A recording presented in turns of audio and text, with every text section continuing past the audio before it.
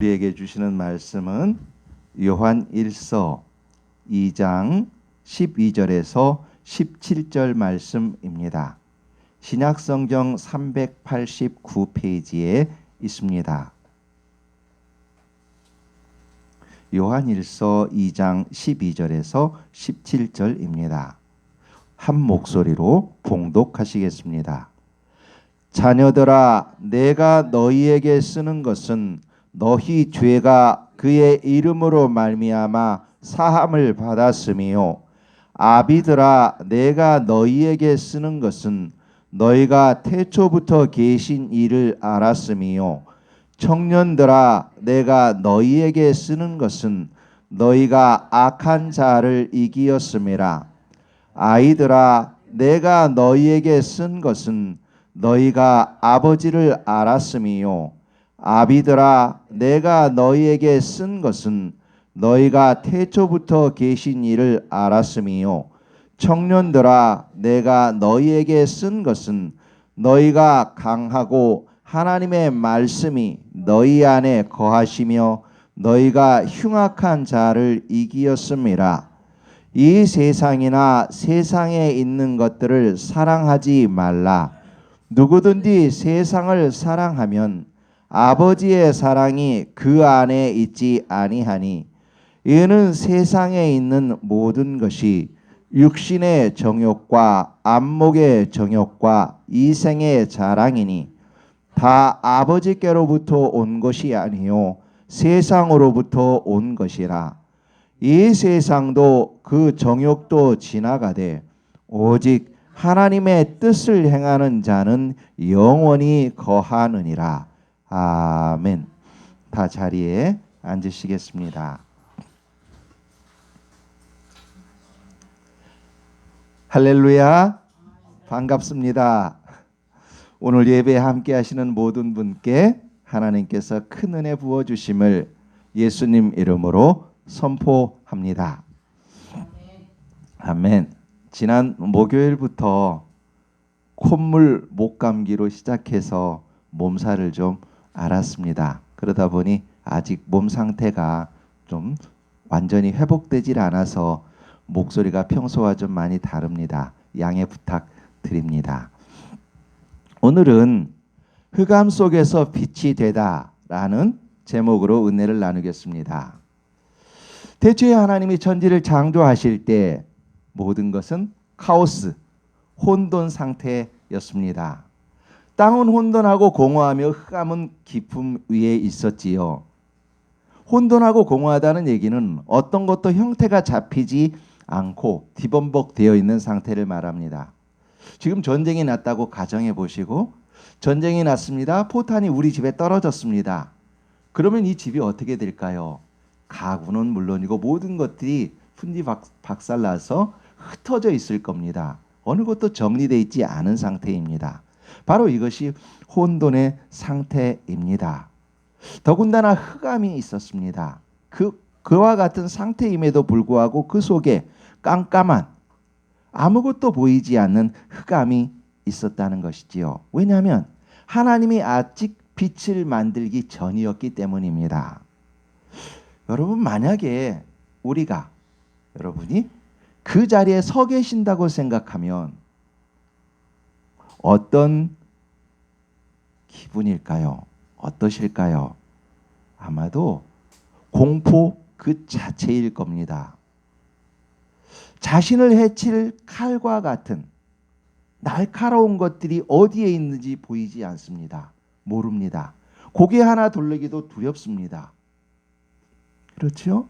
어디에 무엇이 있는지 분별하지 못하기 때문입니다. 그리고 어느 곳이 완전한 안전한 곳인지 알지 못하기 때문에 어디로 가야 할 바도 모릅니다. 또 어둠은 어둠 자체가 주는 공포가 있습니다. 사람을 두렵게 합니다. 그러니 그 자리에 우리가 있다고 생각한다면 정말 절망뿐이지요. 외진 곳에서 가장 두려운 것이 무엇을 만나는 것이 가장 두려운 것인지 아시지요? 외진 곳에서 산짐승이 아니라고 합니다. 사람이라고 합니다. 앞에 있는 그 사람이 나를 해칠 강도인지 아니면 나와 함께 오손도손 걸어갈 길 동무인지 모르기 때문입니다. 모르기 때문에 가장 두렵다는 것이지요. 그러니 깜깜한 혼돈, 그 속에서 상대는 모두 무서운 대상일 뿐입니다. 그러니까 모두가 적이 될 뿐이지요. 오직 방어 기제만 남습니다. 나만 보호하기 위한 것에 모든 초점이 맞춰지고, 그리고 무엇인가 다가오면 그것을 적대시하며 폭력하는 폭력행위만 남습니다. 이것이 혼돈의 상태, 카오스의 상태입니다. 이런 상태에서 하나님이 말씀하셨지요. 빛이 있으라. 그러자 빛이 생겼습니다. 하나님이 가장 먼저 만든 것이 무엇인가? 빛이었습니다. 다른 무엇을 만든 것이 아닙니다. 빛을 먼저 만드셨습니다. 모든 것을 분별할 수 있도록 빛을 만드신 것이지요. 그렇다고 이 빛이 지금 우리가 생각하는 태양빛과 같은 그런 빛은 아닙니다. 태양과 달, 이와 같은 해, 달, 별에 대한 것들은 하나님이 창조하시던 나흘째 되던 날 만드셨거든요. 그러니까 태초에 만드셨던 첫 번째 빛은 태양과 같은 원리로 비추는 빛이 아니라 하나님의 신비한 영역에 비친 것입니다. 그 빛을 만드셨습니다. 이제 하나님의 말씀과 이 빛에 의하여 모든 것들은 보기에 합당하도록, 하나님이 보시기에 합당하도록 정리되어 갑니다. 이것을 코스모스라고 합니다. 혼돈에서 코스모스, 그러니까 카오스에서 코스모스로, 혼돈에서 질서로 변합니다. 바로 하나님의 말씀과 그 빛이 있었기 때문에 가능하지요. 그런데 여러분, 이 모습이 바로 우리들의 모습입니다. 그렇지요? 하나님의 말씀을 받아들이기 전에는, 예수 그리스도를 내 마음에 모시기 전에는, 빛된 예수님, 생명된 예수님을 내 가슴에 모셔드리기 전에는 혼돈, 카오스, 흑암이었습니다. 무엇이 옳은 길인지 몰랐습니다. 무엇이 영생인지 몰랐습니다. 그래서 절에 가서 혹은 무당한테 가서 비나이다 했고, 옛날 어르신들 보면 토방에 장독 항아리 있는 곳, 그곳에 가서 빌었고, 그 다음에 밥하는 아궁이에서 빌었고, 산에 가서 빌었고, 길 가다가 큰 나무 보면 빌었습니다.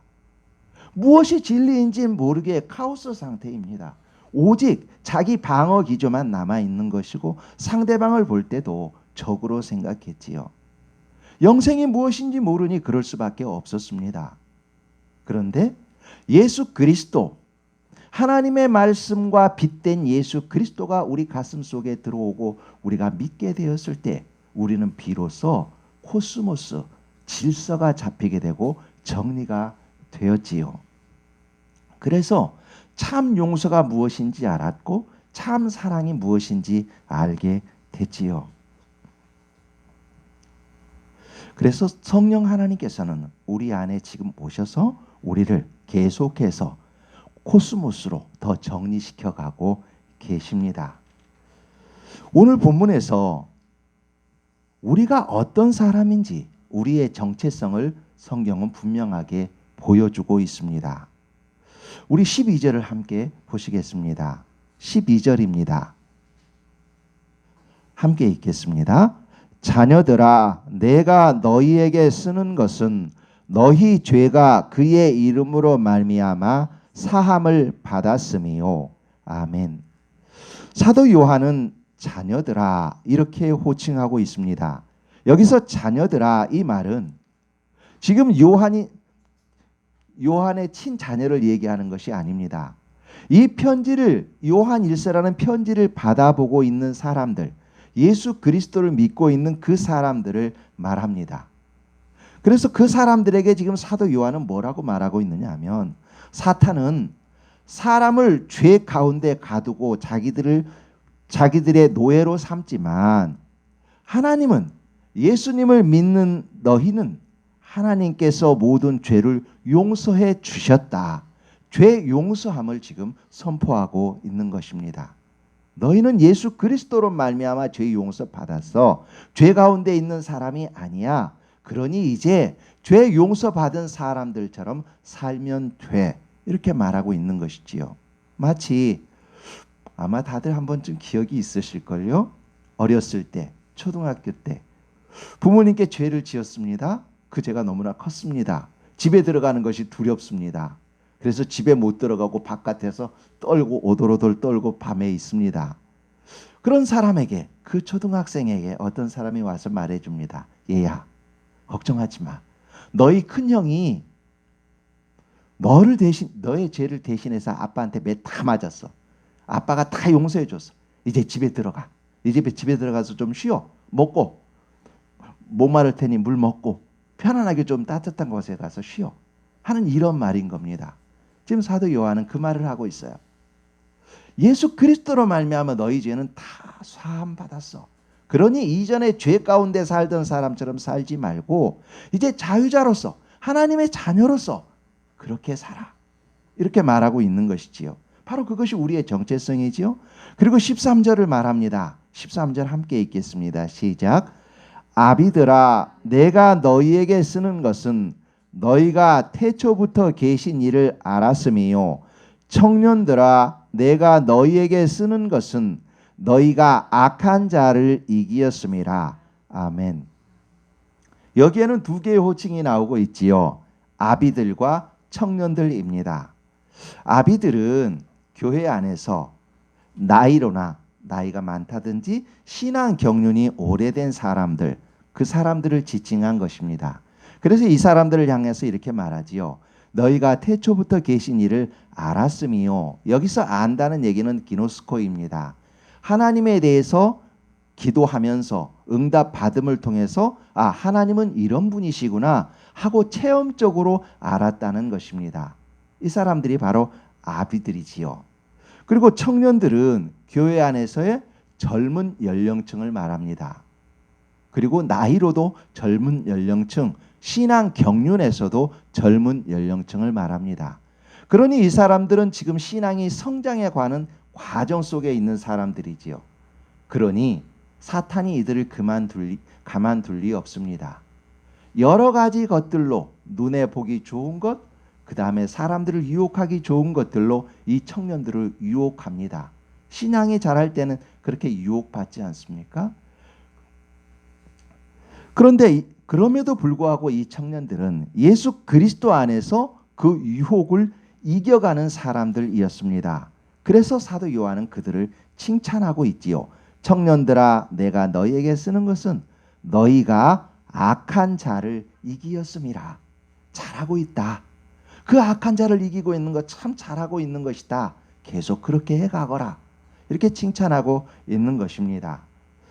사도 요한은 12절 처음에 자녀들아 말함으로써 이 서신을 받는 모든 사람을 사랑스럽게 불렀습니다. 그리고 13절에서는 보다 구체적으로 아비들아, 청년들아 말하며 그 구체적인 대상을 칭찬하고 있습니다.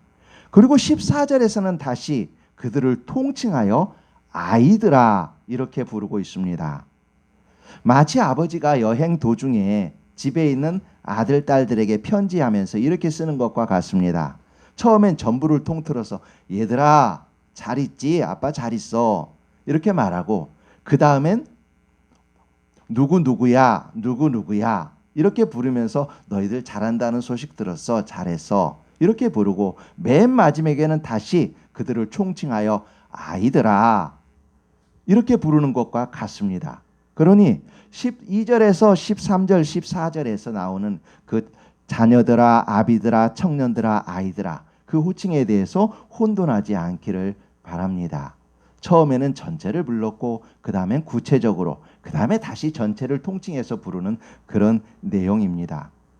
자, 이런 흐름을 제가 설명해 드리는 이유는 요한 1서의 흐름이 바로 이런 흐름입니다.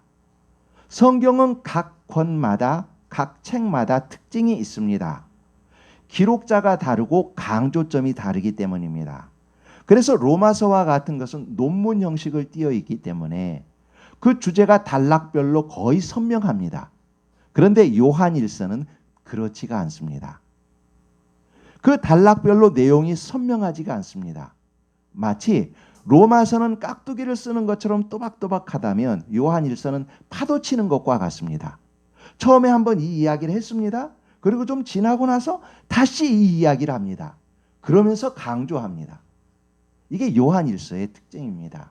요한 서신들이 대체로 이러한 흐름을 지니고 있지요. 그래서 12절과 13절을 다시 요약해서 14절에서 내용을 거론하고 있는 것이지요. 14절입니다. 제가 읽겠습니다. 아이들아, 전체를 통칭해서 하는 것이죠. 내가 너희에게 쓴 것은 너희가 아버지를 알았음이요. 아비들아, 내가 너희에게 쓴 것은 너희가 태초부터 계신 이를 알았음이요. 청년들아, 내가 너희에게 쓴 것은 너희가 강하고 하나님의 말씀이 너희 안에 거하시며 너희가 흉악한 자를 이기었음이라. 그렇죠? 바로 13절에 있었던 12절과 13절에 있었던 내용을 다시 반복해서 강조하고 있습니다. 이처럼 사도 요한은 신앙의 성숙도가 있는 아비들, 한창 신앙이 자라고 있는 청년들 모두에게 그들 자신의 정체성을 분명하게 알려주고 있습니다.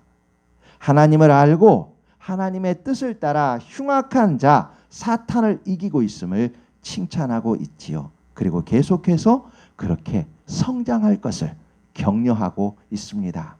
다시 말하면 어린아이에게 야, 너 이거 잘했구나. 이거 잘했어. 이렇게 하니까 정말 좋구나. 그것을 통해서 아이는 이렇게 하면 내가 칭찬 듣는구나. 이게 잘하는 거구나. 이렇게 되는 것처럼 지금 사도 요한은 그 칭찬을 통해서 다른 사람들이 선한 열매를 맺기 바라는 것이지요. 바로 우리들에게 하시는 말씀이지요. 그러면서 사도 요한은 계속 말합니다. 빛된 성도, 카오스에서 코스모스로 거듭난 성도, 예수 그리스도를 믿는 성도들, 그 성도들은 연장자나 청년들이나 모두 앞으로 계속해서 너희들은 이렇게 자라가라 하는 비전, 그 목적을 말해주고 있습니다. 사랑하는 자녀가 잘 되기를 바라는 부모의 마음이지요. 15절에서 17절입니다. 15절, 16, 17절 우리 함께 읽겠습니다. 시작. 이 세상이나 세상에 있는 것들을 사랑하지 말라.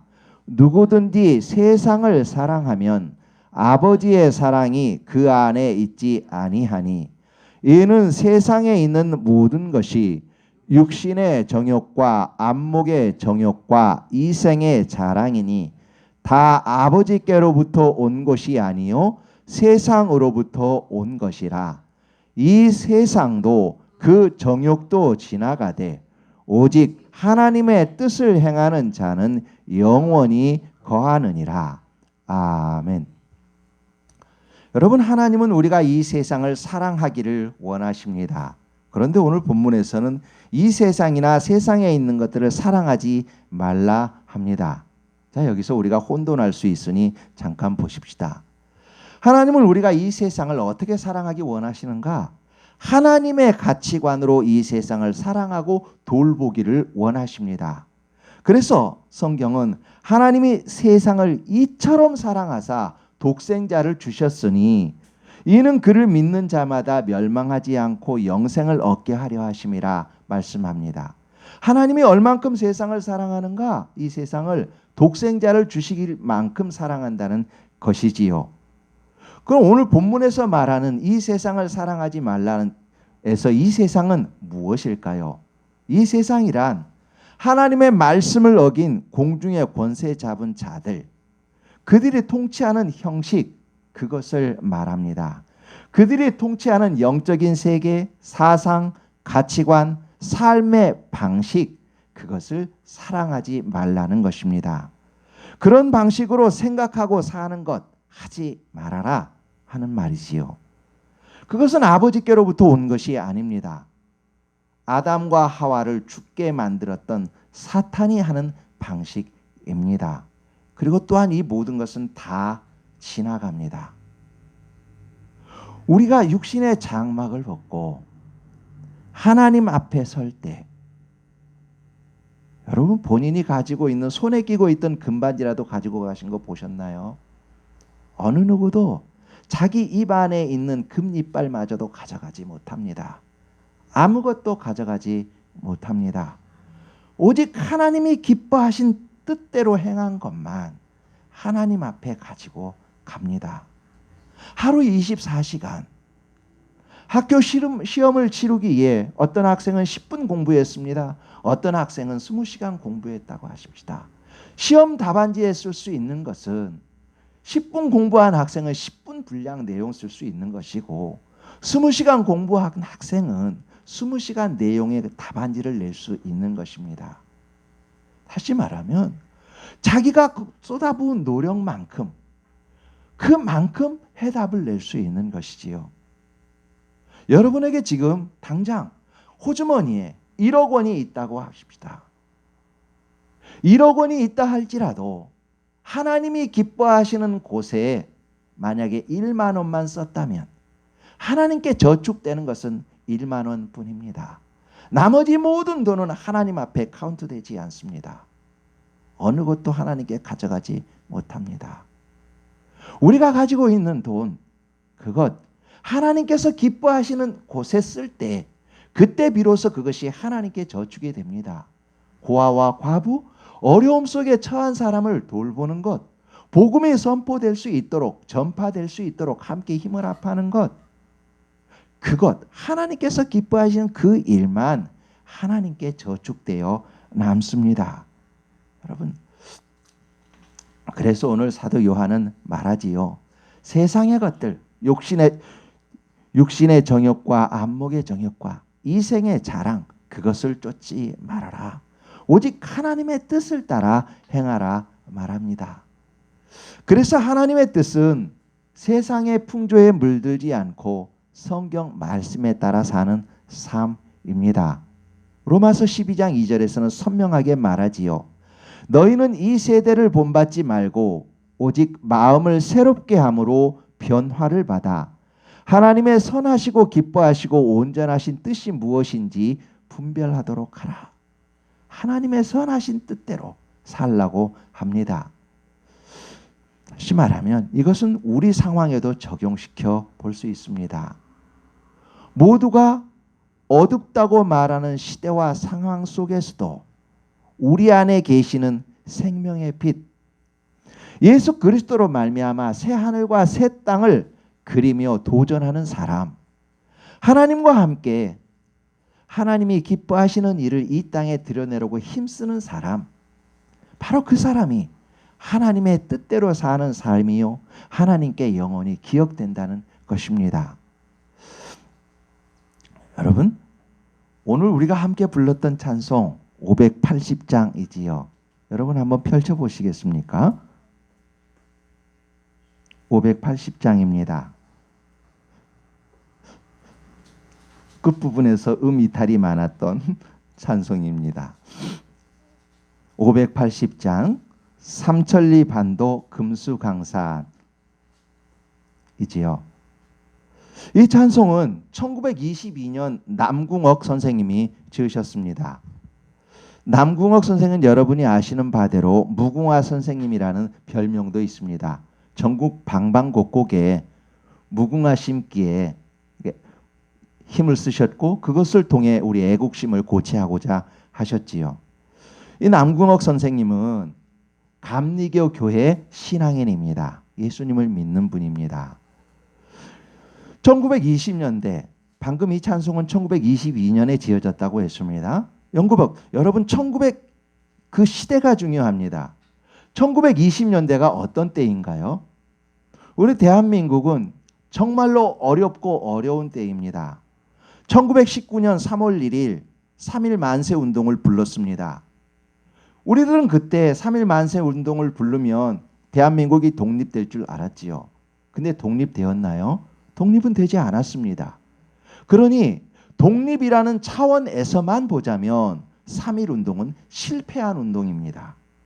영적인 문제가 아닌 그냥 독립운동이라는 것만 보았을 때는 실패한 운동이란 말이지요. 그러다 보니 지식층이나 노약자나 모든 사람들이 낭망했습니다. 우리가 그렇게 열심히 했는데도 총칼에 맞아 죽기만 했지 독립은 오지 않는구나. 모두가 낭망한 때입니다. 좌절하고 있는 때였습니다. 그때 지어진 찬송 중에 하나가 바로 이 찬송입니다. 모두가 절망 속에 주저앉아 있을 때 신앙인인 남궁옥 선생은 이 찬송을 지었습니다.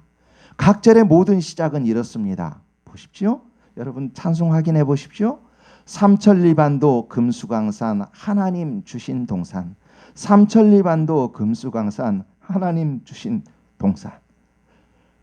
반복해서 말하고 있습니다. 1절, 2절, 3절 두 소절이 다 계속해서 반복해서 삼천리반도 금수강산 하나님 주신 동산 이렇게 말하고 있습니다. 여러분 상상해 보십시오. 당시 일본의 침략으로 산은 불탔습니다. 들녘은 빼앗겼습니다. 곡식은 착취당합니다. 사람은 무시당하고 폭력당합니다. 바로 그 땅입니다. 어디를 보아도 아름답고 행복한 곳이 보이는 곳이 없습니다. 흑암만 있는 땅입니다. 그런데 하나님의 사람 남궁옥은 이렇게 말합니다. 삼천리반도 금수강산 하나님 주신 동산. 반복해서 말합니다. 지금 눈에 보이는 것은 피폐하고 절망만 있는 것으로 보여도 아니다. 이곳은 하나님이 주신 동산이요 금수강산이다. 하나님이 우리를 통해 우리를 도와 우리와 함께 하나님께서 만드실 것이다 선포하며 노래하고 있는 것입니다. 여러분 금수강산이란 무엇인가요? 비단에 술을 놓은 것처럼 아름다운 산천이라는 뜻입니다. 그 절망 속에서 피폐한 곳에서 흑암만 있는 곳에서 신앙인은 무엇을 보았나? 하나님과 함께 하심으로 삼천리반도 금수강산 비단에 술을 놓는 것처럼 아름다운 산천을 보고 그 산천을 위해 자신의 사명으로 뛰어나갔습니다. 여러분 1절의 세 번째 마디 한번 보시겠습니다. 1절의 세 번째 마디입니다. 이 동산에 할 일 많아 사방의 일꾼을 부르네. 그렇지요? 절망의 상황 속에서도 하나님이 자신에게 맡겨주신 사명을 찾습니다. 이 동산에 할 일이 많다는 것입니다. 비록 우리가 들을 빼앗겼지만 안 빼앗겼기 때문에 내가 해도 무능력한 것 같고 일의 성과도 나지 않는 것 같지만 그럼에도 불구하고 내가 할 일, 하나님께서 나에게 맡겨주신 사명이 있기에 내가 할 일이 많다는 겁니다. 절망이기 때문에 나도 포기할 거야 이것이 아니라 세상 사람은 절망이라고 말하지만 나는 하나님을 믿기에 하나님이 내게 맡겨주신 그 사명을 찾을 거야 일할 거야 앞으로 나아가고 있는 것이지요. 그리고 2절 세 번째 마디를 보시겠습니다. 이 동산에 할 일 많아 바로 미치지요. 봄 돌아와 밭 갈 때니 이렇게 말합니다. 봄 돌아올 날을 미리 봅니다. 이 사람이 바라본 봄은 무엇입니까? 해방입니다. 해방을 미리 바라본 겁니다. 앞으로 해방이 되려면 얼마나 많은 시간이 필요합니까? 그럼에도 불구하고 1922년에 영적으로 해방을 바라보고 그것을 위해서 자기가 해야 할 일을 한 사람, 그것이 바로 신앙인 남궁옥이었습니다. 하나님이 행하실 해방의 날을 미리 보며 자신의 사명을 감당하자 말하고 그는 그 일을 했습니다. 신앙인 남궁옥 선생은 흑암에서 흑암을 보는 것이 아니라 예수 그리스도 안에서 빛을 보고 빛이 되었습니다. 무궁화꽃 심기 운동도 그 빛의 일 중에 하나였습니다. 이것이 하나님이 기뻐하시는 것입니다. 세상 풍조는 비관을 먼저 봅니다. 또 자기 욕망에 초점을 맞춥니다. 잘 되면 나의 공로, 잘못되면 너의 허물, 너의 죄 말하지요. 대안을 찾기보다는 타인에게 책임을 전가하려 합니다. 육신의 정욕과 안목의 정욕과 이생의 자랑을 추구하며 자기만을 찾습니다. 흑암, 카오스적인 상태에 계속 있습니다. 그러나 예수님을 믿는 사람은 환경 너머를 봅니다. 천지를 주관하시는 하나님을 바라보고 그 하나님이 자신의 손을 붙잡고 있는 것을 봅니다. 폐허 속에서도 아름다운 금수강산을 봅니다. 하나님이 자신에게 주신 사명을 보고 그 일을 일구어 가지요. 하나님이 사랑하시고 하나님을 사랑하시는 아름다운 여러분, 봄날 따뜻한 아침 햇살처럼 포근히 빛나는 우리 성도 여러분, 지금 어려운 처지에 계신가요? 일제 치하 때에 나라를 뺏긴 것처럼 산은 불타고 들녘은 빼앗기고 육신은 고달픈 그와 같은 어려운 처지에 계신가요? 세상을 바라보지 마시고 하나님을 바라보십시오.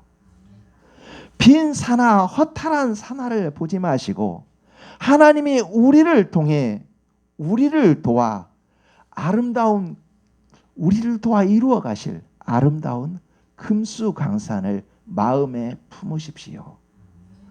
하나님이 나 자신을 통해 이루실 하나님의 영광을 보시고 그 사명 감당함으로써 그 사명 감당함 자체를 행복으로 여기시고 거기서 행복을 찾으십시오. 하나님께서는 반드시 우리에게 봄날을 주십니다. 그때까지 아비들이 하나님을 아는 것처럼 청년들이 악한 것을 이긴 것처럼 예수 그리스도 안에서 믿음으로 하나님이 기뻐하시는 뜻을 행하십시다. 기도하겠습니다. 하나님 아버지, 무질서의 혼돈, 카오스, 그 혼돈과 무지에서 성경 말씀과 예수님을 통해 성령님을 통해 저희를 코스모스 질서의 사람으로 빛의 사람으로 만들어 주셔서 고맙습니다. 흑암에서 빛으로 옮겨 주셔서 고맙습니다. 여전히 하나님의 말씀을 대적하는 혼돈 속에 사람들이 있지만 그 흑암 속에서도 성령님의 도우심으로 빛이 되게 하시니 고맙습니다. 용서하고 사랑하게 하시니 고맙습니다. 공고한 환경 가운데서도 하나님이 함께 하심으로 아름다운 강산, 복된 날들로 변화시켜서 시켜주셔서 고맙습니다. 또 죄를 범하더라도 회개할 기회를 주시고 다시 일어서서 주님이 원하시는 계단을 오르게 하시니 고맙습니다. 육신의 아픔으로 고통 중에 있는 아버지의 자녀들 있사오니 하나님이 함께 하시며 평안을 주시고 치료하여 주옵소서. 예수 그리스도 이름으로 기도합니다. 아멘.